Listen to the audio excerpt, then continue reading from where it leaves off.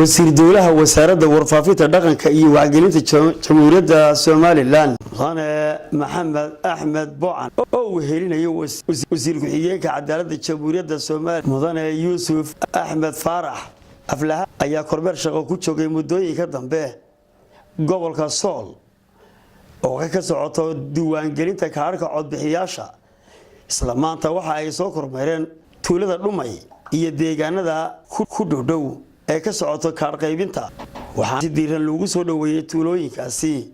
waxay warbixino kala duwan ka dhageystay komishiga qaranka ee goobtaasi ku dhaqnaa iyo odayaasha magacay waa Faadil Maxamed Axmed gudoomiyaha goobta Dhumay barkadiya soo laaytay waxa jooga Dhumay waa meel fiican aad lagu soo dhaweeyay wanaagsan kaarka aan u siinay goobta hayay 815 kaar waxa baxay shariya daraad 3 hore la soo dhaafay waxa baxay 475 kaar inta hadana insha Allah ila bariila maanta waana haday waqtigeeda biyada aad iyo aad baan u soo dhaweynaa soo dhawaada wasiir soo dhawaada waa dalkiini iyo dadkiini taageerayaashiini waxa halkan maanta ku nool jooga intan iyo in ka badan iyo in ka sii badanba waxa weeye goobaha waxa weeye kaarka lagu qaadanayaba aad iyo aad bay yaani magaranaysa hawshoodu si habsamiya uga socotaa haddii aan intaas soo dhaweyntii kaga gudbo deegaankani waa Dhumay waa deegaan ballaadhan waa deegaan waxa weeye beelaho aad iyo aad u weyn ummad fara badan baa degta waxa weeye aad iyo aad baa dhibaato u haysaa inaad hay'adaha caalamiga iyo kuwa dawliga inaad uga qaylo geysaan oo aad waxa weeye gaarsiisaan baaqooda dadka cayloobay waxa weeye waa dhulkii colaaduna waxa weeye ka dhacday ciidamada amniga horta wixii colaada waa soo afjareen iyo wasiiraduba gacantay ku qabteen amniguna boqolkiiba boqol buu taagan yahay dadkii gacmuhu isqabsaday waxa weeye xagga amnigu waa lambar 1 xagga kaar qaadashaduna si wacan bay u socotaa waxa weeye rug boolis malihin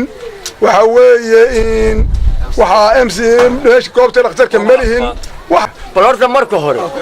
ilaahay absirtahayna waafajiyo ilaahay absirtahayna waafajiyo arigayna inay ilaahay guul wacan hayna gas isliimaadkeena mid khayr la Allah ka dhigo waa laba wasiir oo deegaanka ka soo jeeda waxa laga yaabaa inta imanka dadka halka jooga inay adeer iyo awow u wada yihiin marka waydu sugaynay maalmahanba aad iyo aad baad u mahadsantihiin ciidan ahaan waxaan matalaa dhammaan hay'adihii dawliga ahaa ee dalka ka maqnaa ma jeel baan nahay waxaan nahay ciidankaas lugta mar waxaan nahay bilays oo waxaan kiisaska dhacay waxaan u baarnaa sidii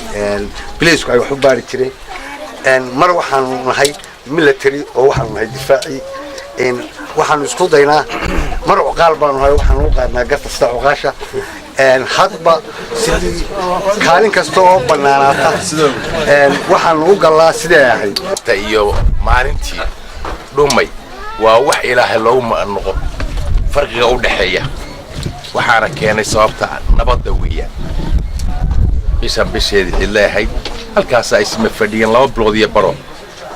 ay nabadda ka shaqeynayeen waxa weeye nabadana waxa lagu gaaray ciidamada qaranka dawladda Soomaaliland oo awood weyn saartay iyo dadkii walaalaha ay wada dhashay oo aqliga ilaahay u soo celiyo heshiyo dantooda gatay marka sidii odayaasha hore u sheegeen ama wasiirku u sheegay waxaan ku booreynaa marka ugu horeysaba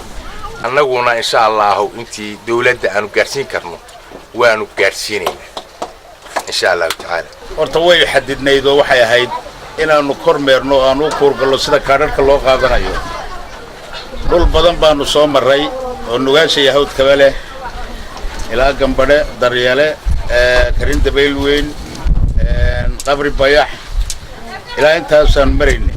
oo war beena dadka la geliyo leeydi hay'adda UNICEF raashinkayda ka jaraysa dad kaarka qaadataan